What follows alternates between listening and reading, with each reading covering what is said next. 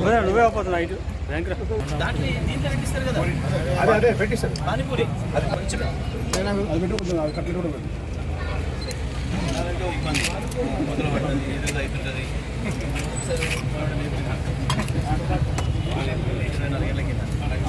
Ready పెట్టరు సరళ పడుతుంది నువ్వు కొంచెం ఉండదు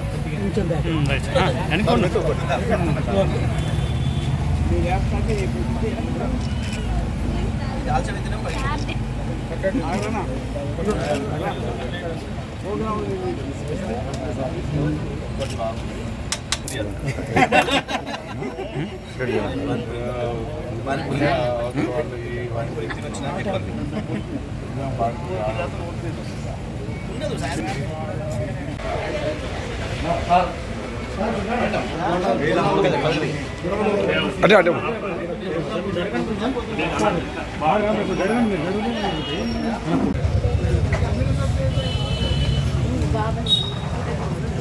బోండాలు కానీ అన్ని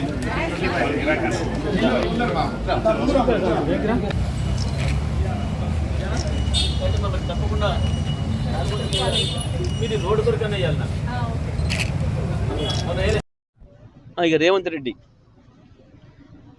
పాపం రేవంత్ రెడ్డి మాట్లాడుతుంటే జాలేసే పరిస్థితి వచ్చింది.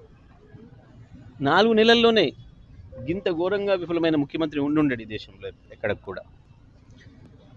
అధికారం అంటే ఏందో అనుకుని ఎగిరెగిరి పడ్డాడు. ఒక ముఖ్యమంత్రి మాట్లాడకూడని భాష, ఉపయోగించకూడని భాష ఉపయోగించి ఒక మాజీ ముఖ్యమంత్రి, దానికి మించి తెలంగాణ సాధకుడైన కేసీఆర్ గారి పైన ఆయన ఉపయోగించిన భాష ఇవాళ ప్రజల్లో చీత్కారానికి గురైంది. కాంగ్రెస్ పార్టీ గ్రాఫ్ 10% పైగా పడిపోయింది. శాసనసభ ఎన్నికలకి ఇప్పటికీ ఇంకా రోజుకు 1% పడిపోతుంది.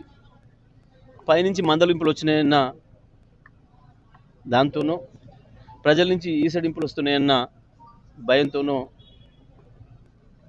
నిర్ణయాలు మార్చుకున్నట్టు కనపడ్డా, మళ్ళీ ఇవాళ ఒక అబద్ధాన్ని స్పష్టంగా ప్రజలకు అర్థమయ్యే పద్ధతిలో చెప్పాడు. రేవంత్ రెడ్డి, నువ్వు 65 లక్షల మందికి రైతు భరోసా ఇచ్చినా అని చెప్పినావు. ఒక్కరికి నువ్వు రైతు భరోసా ఇచ్చినా నేను ముక్కునేలకు రాస్తా, నేను ఎమ్మెల్యే పదవికి రాజీనామా చేస్తా.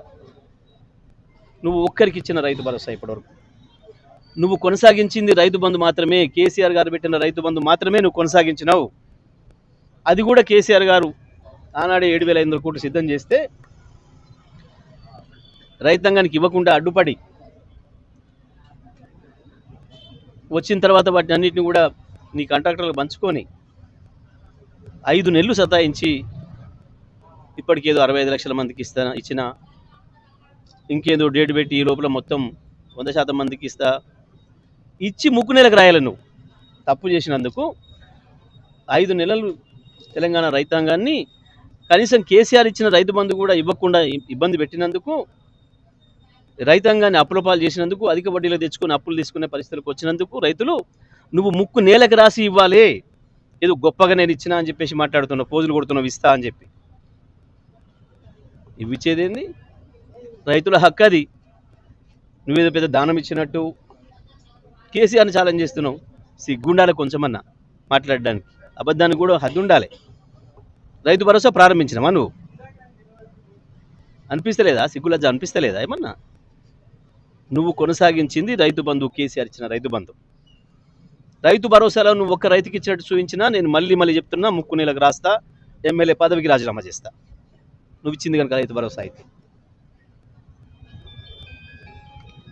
అబద్ధాలకు కూడా హద్దు ఉండాలి. రైతు బంధు ఇస్తా అని మాట్లాడుతున్నావు. ఇప్పుడు ఇచ్చేదేంది? 9వ తారీఖు నాడు ఇవ్వాలి. నువ్వు డిసెంబర్ 9 నాడు ఇవ్వాలి. 5 నెలలు ఆలస్యం చేసి ఇంకా అది కూడా ఇంకో నెలకి ఇస్తా అని చెప్పి ఏ 9కి ఇవ్వాలి? నువ్వు ఇచ్చి ముక్కు నెలకు రాయి, చెంపలేసుకో. మోడీ రైతు చట్టాలు వెనక్కి తీసుకొని ఎట్లా చెంపలేసుకున్నాడో నువ్వు కూడా అందరు రైతులకు ఇచ్చి రైతు బంధును పూర్తి చేసి చెంపలేసుకో. అట్లయితేనే నీకు పాప పరిహారం అవుతుంది.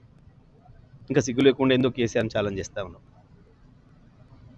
నేను సిద్ధంగా ఉన్నా. నువ్వు భరోసా కనుక ఇచ్చి ఉంటే, ఒక్కరికి ఇచ్చినట్టు నిరూపించినా నేను ఎమ్మెల్యే పదవికి రాజీనామా సిద్ధంగా ఉన్నా. నిన్న ఇవాళ నీ మంత్రి చెప్పినాక బాజాబ్తా నీ వ్యవసాయ శాఖ మంత్రి నాకు రాలేదు రైతు బంధు అని చెప్పిన తర్వాత ఇప్పుడు బుద్ధి తెచ్చుకొని ప్రజల్లో పలసనైనా ఇక తప్పించుకునే అవకాశం లేదని ఇవాళ ఇస్తా అని మాట్లాడుతున్నావు. ఇచ్చి మాట్లాడు. ఏం మాట్లాడిండో నీ మంత్రి? రైతు బంధు రాలేదంటే చెప్తాం కొట్టమన్నాడు. ఇప్పుడు ఆయన నిన్ను కొడతాడో, నిన్ను ఆయన కొడతాడో, నీ వ్యవసాయ శాఖ మేము ఇద్దరు కొడతాడో, మీ ముగ్గురు ఒకనోడు కొట్టకపోతే తెలంగాణ ప్రజలు, తెలంగాణ రైతాంగం సిద్ధంగా ఉన్నారు. చెప్పులు తీసుకొని తెలంగాణ రైతాంగం సిద్ధంగా ఉన్నారు.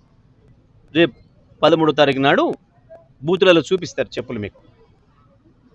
ఇంకెందో గొప్ప చేస్తున్నట్టు నువ్వు పోజులు కొట్టి కేసీఆర్ని ఛాలెంజ్ చేస్తున్నావు. సిగ్గుండాలి కొంచెం అన్న.